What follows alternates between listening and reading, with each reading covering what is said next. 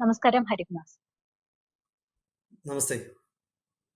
Sir, ഹമാസിനെ ഭീകര സംഘടനയായി പ്രഖ്യാപിക്കണമെന്ന് ഇസ്രയേൽ ഇന്ത്യയോട് വീണ്ടും ആവശ്യപ്പെട്ടതായി റിപ്പോർട്ടുകളുണ്ട്. ഇന്ത്യ ഇതിനോട് പ്രതികരിച്ചിട്ടില്ല. പക്ഷെ നമ്മുടെ സംശയം എന്താണെന്ന് വെച്ചാൽ ഫലസ്തീൻ വിമോചന പോരാട്ട സംഘടനയാണ് ഹമാസ് എന്നാണ് പൊതുവിലുള്ള പറച്ചിൽ. പക്ഷെ ഇന്ത്യ എന്തുകൊണ്ട് ഹമാസിനെ ഭീകര സംഘടനയായി പ്രഖ്യാപിക്കണമെന്ന് ഇസ്രയേൽ ആവശ്യപ്പെടുന്നു? ഇന്ത്യക്ക് ഇതിലുള്ള റോൾ എന്താണ്?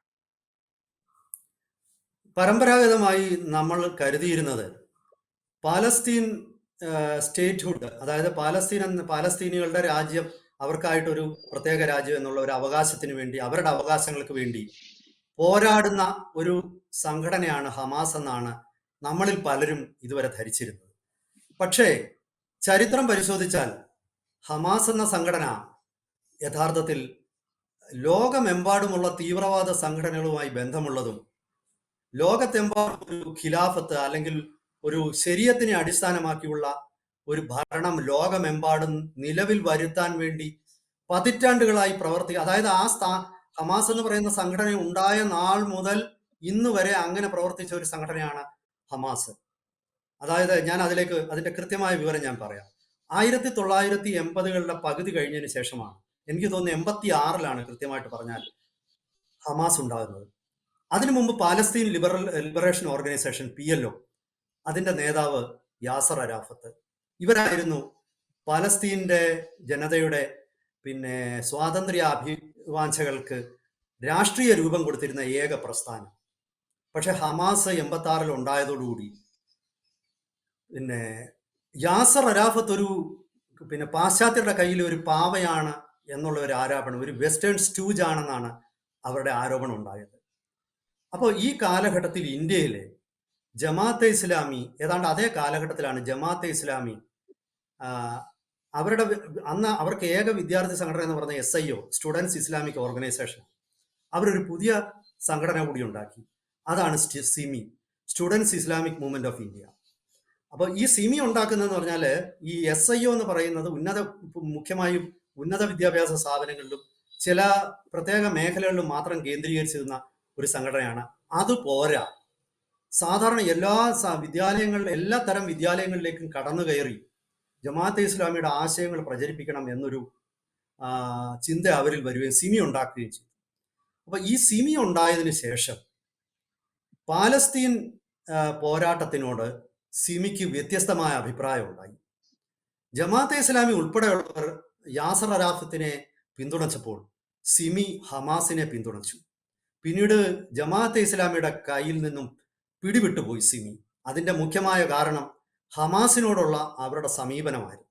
അപ്പൊ ഞാൻ പറഞ്ഞു വന്നത്, ആ സിമിക്ക് വെള്ളവും വെളിച്ചവും കൊടുത്ത് ഇന്ത്യയിൽ നിലനിർത്തിയത് അവരുടെ പ്രചോദനമായിരുന്നത്, അവരുടെ ഒരു ഗൈഡിങ് സ്റ്റാറായിട്ട് നിലനിന്നിരുന്നത് ഹമാസാണ്.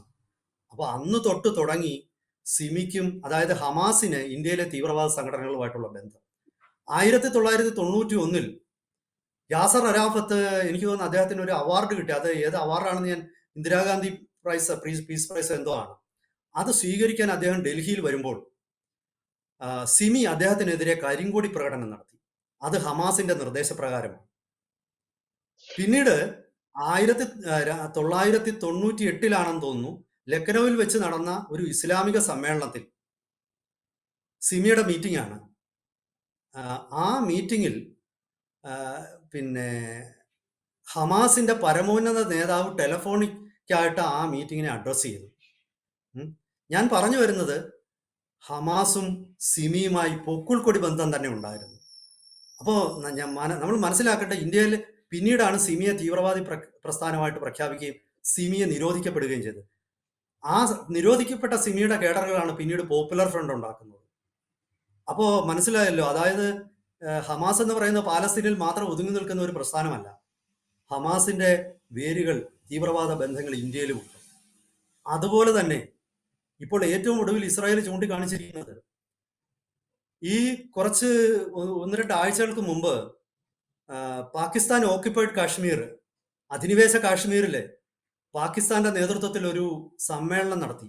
അത് കാശ്മീർ സോളിഡാരിറ്റി ഡേ എന്ന് പറഞ്ഞ അവര് എല്ലാ വർഷവും അന്താരാഷ്ട്ര തലത്തിൽ കാശ്മീർ പ്രശ്നം ശ്രദ്ധയിൽ കൊണ്ടുവരുന്നതിന് വേണ്ടി ഇന്ത്യ വിരുദ്ധ സമ്മേളനങ്ങൾ എല്ലാ വർഷവും അവിടെ ആസൂത്രണം ചെയ്യും. അങ്ങനെ ആസൂത്രണം ചെയ്ത ആ സമ്മേളനത്തിൽ പങ്കെടുത്തത് ലഷ്കർ ഇ തയ്യബയുടെ നേതാക്കൾ, ജെയ്ഷെ മുഹമ്മദിന്റെ നേതാക്കൾ, അതോടൊപ്പം ഹമാസിന്റെ ടെഹ്റാനിലെ പ്രതിനിധി ഈ സമ്മേളനത്തിൽ പങ്കെടുക്കാനായിട്ട് അധിനിവേശ കാശ്മീരിലെത്തുകയും ആ സമ്മേളനത്തിൽ പാകിസ്ഥാൻ നേതാക്കന്മാർ, ISI നേതാക്കന്മാരോട് ഉൾപ്പെടെ അവർ പങ്കെടുക്കുകയും ചെയ്തു. ഇതിൽ കൂടുതൽ എന്ത് വേണം അവർ ഇന്ത്യ വിരുദ്ധ പ്രവർത്തനങ്ങളിൽ ഏർപ്പെടുന്നുവെന്ന് പറയാൻ? അവർ ഇന്ത്യക്കെതിരെ സർവ്വശക്തി ഉപയോഗിക്കുന്ന ഒരു തീവ്രവാദ സംഘടനയാണ്. ശരിക്കു പറഞ്ഞാൽ അവരെ ഇന്ത്യ നിരോധിക്കേണ്ട കാലം കഴിഞ്ഞിരിക്കുന്നു എന്നാണ് ഞാൻ ഈ വിഷയത്തിൽ ഇസ്രായേൽ ഉന്നയിച്ച ആവശ്യം 100% സാധൂകരിക്കപ്പെടുന്നതാണെന്നാണ് എൻ്റെ വിലയിരുത്തൽ. ഹമാസ് ഇപ്പോൾ തന്നെ അമേരിക്ക ഉൾപ്പെടെയുള്ള രാജ്യങ്ങൾ ഹമാസിനെ ഒരു വിദേശ തീവ്രവാദ സംഘടനയായിട്ട് എനിക്ക് തോന്നുന്നു അമേരിക്ക 1997 പ്രഖ്യാപിച്ചിരിക്കുന്നത്. അപ്പോ ഹമാസ് എന്ന് പറയുന്ന ഒരു തീവ്രവാദ സംഘടന അത് പാലസ്തീനിയന്റെ അവകാശങ്ങൾക്ക് വേണ്ടി മാത്രം പോരാടുന്ന സംഘടനയാണെന്നൊക്കെ ഉള്ളത് അതൊരു മുഖംമൂടിയാണ്. ഈ ഭീകര സംഘടനകൾക്കെല്ലാം തന്നെ ഇങ്ങനെ അവർ ചില പ്രിടെക്സ്റ്റുകൾ അവർക്കുണ്ട്. അവർ ഇത്തരം ചില കള്ള നിലപാട്, അതായത് ഇത്തരം ചില അടവ് നയങ്ങളിലൂടെയാണ് അവർ പലപ്പോഴും നിലനിൽക്കുന്നത്. അവരുടെ യഥാർത്ഥ ലക്ഷ്യം അവര് അധികാരത്തിൽ വന്നു കഴിയുമ്പോഴേ നമുക്ക് വ്യക്തമാകും. ഇപ്പൊ നമ്മൾക്ക് ഇന്ത്യയിൽ തന്നെ അറിയാമല്ലോ, അവർ ആദ്യം ഇടതുപക്ഷത്തിന്റെ കൂടെ നിൽക്കും, പിന്നെ അവർ പുരോഗമനം പറയും, അവർ ഹിന്ദുക്കൾക്കിടയിലെ അനാചാരങ്ങൾക്കെതിരെ സമരം നടത്തുന്നവർക്ക് ഒപ്പം ചേരും. കുറച്ച് കഴിയുമ്പോഴാണ് അവരുടെ വിഷപ്പല്ലുകൾ വെളിയിൽ വരുന്നത്. ഈ വിഷപ്പല്ലുകൾ വരുമ്പോഴേക്കും അവർ വിഷം മുറ്റി നമുക്ക് അവരെ തോൽപ്പിക്കാൻ പറ്റാത്ത സ്ഥിതിയിലേക്ക് അവർ വളർന്നു കഴിയും. ഇങ്ങനെ വളരുന്നതിന് മുമ്പ് തന്നെ അവരുടെ തല അടിച്ച് പത്തി താഴ്ത്തുക എന്നുള്ളതാണ് ഏതൊരു രാഷ്ട്രവും ചെയ്യുന്നത്. ഇസ്രയേൽ എന്ന രാഷ്ട്രം നിലനിൽക്കുന്നത് അതുകൊണ്ടാണ്. ഇസ്രയേൽ എപ്പോഴും പറയാറുണ്ട്, പിന്നെ ഹമാസ് ആയുധം താഴെ വെച്ചാൽ യുദ്ധം തീരും, ഇസ്രയേൽ ആയുധം താഴെ വെച്ചാൽ അതോടെ ഇസ്രയേലും ഇല്ലാതാകും. ഇതാണ് ഈ തീവ്രവാദികളെ നേരിടുമ്പോഴുള്ള ഒരു പ്രശ്നം. അവർക്കെതിരെ നമുക്കൊന്നും പറയാൻ പറ്റില്ല. അവർക്കെതിരെ നമ്മൾ എന്ത് സംസാരിച്ചാലും അവർ മനുഷ്യാവകാശ ലംഘനമായിട്ട് അതിനെ കണക്കാക്കും. പക്ഷെ നമ്മളെ അവർ ആക്രമിക്കുമ്പോൾ അതിൽ നമുക്ക് മനുഷ്യാവകാശമില്ല. പിന്നീട് അവർ പറയും മതം എന്ന് പറഞ്ഞാൽ ഇസ്ലാം മാത്രമേ ഉള്ളൂ, വിശ്വാസം എന്ന് പറഞ്ഞാൽ ഞങ്ങളുടെ വിശ്വാസം മാത്രമേ ഉള്ളൂ. അപ്പോൾ ഈ നിലപാടാണ് ഹമാസും പിന്തുടരുന്നത്. ഹമാസിന് ഇതിൽ നിന്ന് ഒട്ടും വ്യത്യസ്തമായ നിലപാടല്ല. പിന്നീട് പോപ്പുലർ ഫ്രണ്ട്, ഇപ്പോൾ നിരോധിക്കപ്പെട്ടിരിക്കുന്ന പോപ്പുലർ ഫ്രണ്ട് മാതൃകയാക്കിയിരിക്കുന്നത് ഹമാസിനെയാണ്. കാരണം ഭരണവും ജിഹാദും ഒരുമിച്ച് നടത്തുന്ന ഒരു പ്രസ്ഥാനമാണ് ഹമാസ്. ഇതാണ് പോപ്പുലർ ഫ്രണ്ടിനെ പോലുള്ളവരെ ആകർഷിക്കുന്നത്. സാധാരണ ഇപ്പോൾ ജെയ്ഷെ മുഹമ്മദോ ലഷ്കർ ഇ തയ്യബയോ അല്ലെങ്കിൽ അൽഖ്വയ്ദയോ ഒക്കെ അവർക്ക് ഭരണമില്ല, അവർക്ക് യുദ്ധം മാത്രമേ ഉള്ളൂ. പക്ഷെ ഹമാസ് അങ്ങനല്ല. ഹമാസ് ഒരേ സമയം തന്നെ ഭരിക്കുന്നു, മറുസമയം അടുത്ത ഒരു കൈ കൊണ്ട് ഭരണം സംബന്ധമായ പേപ്പറിൽ ഒപ്പിടുമ്പോൾ മറു കൈ കൊണ്ട് അവർ ആയുധങ്ങളെടുത്ത് തീവ്രവാദ പ്രവർത്തനം നടത്തും. ഇത് അവരുടെ ഒരു അടവ് നയമാണ്. അതായത് പിന്നെ പുറത്ത് ഭരണത്തിന്റെ സാധ്യതകളും കൂടെ ഉപയോഗപ്പെടുത്തിക്കൊണ്ട് ജിഹാദ് നടത്തുന്ന ഒരു പ്രത്യേക തിയറിയാണ്. ഹമാസ് ഇങ്ങനെ പല രീതിയിലും ഒരു വ്യത്യസ്തമായ തീവ്രവാദ സംഘടനയാണ്. അതായത് ഒരു സുന്നി തീവ്രവാദ സംഘടനയാണ് ഹമാസ്. പക്ഷേ ഹമാസിന് ഇറാനുമായി നല്ല ബന്ധമാണ്, വളരെ അടുത്ത ബന്ധമായിരുന്നു ഹമാസ്. അതുപോലെ ഷിയ സംഘടനയായ ഹെസ്ബള്ളയുമായിട്ടും ഹമാസിന് വലിയ ബന്ധമായിരുന്നു. അപ്പോൾ ഹമാസ് ശരിക്കും തീവ്രവാദ സംഘടനകളുടെ ഇടയിൽ വളരെയധികം ആസൂത്രണവും, അതായത് മറ്റ് തീവ്രവാദ ഭീകര സംഘടനകൾ പലതും വൈകാരികമായ പ്രതികരണങ്ങൾ നടത്തുമ്പോൾ പലപ്പോഴും ആലോചിച്ചുറപ്പിച്ച കൃത്യമായ പ്രതികരണങ്ങളിലൂടെ ഭരണം പിടിച്ചെടുക്കാനുള്ളതാണ് തീവ്രവാദം. അല്ലാതെ തീവ്രവാദം എന്ന് പറഞ്ഞാൽ വെറും ആളെ കൊല്ലാൻ മാത്രമല്ല. നമ്മുടെ ഭരണം ലോകത്തെ എമ്പാടും വരണം, അതെക്കാലവും നിലനിൽക്കണം എന്നുള്ള വളരെ വ്യക്തവും കൃത്യവുമായ ഒരു ആക്ഷൻ പ്ലാൻ, കർമ്മ പദ്ധതി ഉള്ള ഒരു തീവ്രവാദ സംഘടനയാണ് ഹമാസ്. ഇതാണ് പലപ്പോഴും പോപ്പുലർ ഫ്രണ്ടിനെ അവരിലേക്ക് ആകർഷിച്ചത്. ഞാൻ പറഞ്ഞു വന്നത്, കാണുന്നിരിക്കെ ഈ ഇസ്രായേലിന്റെ ആവശ്യം അങ്ങനെയാണെങ്കിൽ അങ്ങനെ ഒരു പ്രഖ്യാപനം നമ്മുടെ രാജ്യത്ത് ഉടൻ ഉണ്ടാകുമോ? കാരണം നേരത്തെ പറഞ്ഞ PFI നിരോധനം നമുക്കറിയാം, മണിപ്പൂർ വീണ്ടും ശാന്തമാകുന്നു, മാത്രമല്ല നക്സലുകളെ അമർച്ച ചെയ്തുകൊണ്ടിരിക്കുന്നു, രാജ്യസുരക്ഷയ്ക്കായി നമ്മുടെ സർക്കാർ കഴിയുന്നതും എല്ലാം ചെയ്യുന്നുണ്ട്. ഈ ഇസ്രായേലിന്റെ ആവശ്യം ഉടൻ തന്നെ അംഗീകരിക്കപ്പെടുമോ അങ്ങനെയാണ്? അല്ല, ഇന്ത്യക്ക് പിന്നെ ഭാരത സർക്കാർ അത് കുറച്ച് വ്യക്തമാക്കിയിട്ടുണ്ട്. കാരണം ഇവിടെ നിയമങ്ങളുടെ ഒരുപാട് നൂലാമാലകളുണ്ട്. ആദ്യം ഇത് UAPA ആക്ട് പ്രകാരം ഇവർക്കെതിരെ കേസെടുക്കണം, അങ്ങനെ പക്ഷെ എന്തായാലും ഇവൻച്വലി അധികം വൈകാതെ തന്നെ ഹമാസ് ഇന്ത്യയിൽ തീവ്രവാദ സംഘടനയായി പ്രഖ്യാപിക്കപ്പെടും എന്ന് തന്നെയാണ് ഞാൻ കരുതുന്നത്.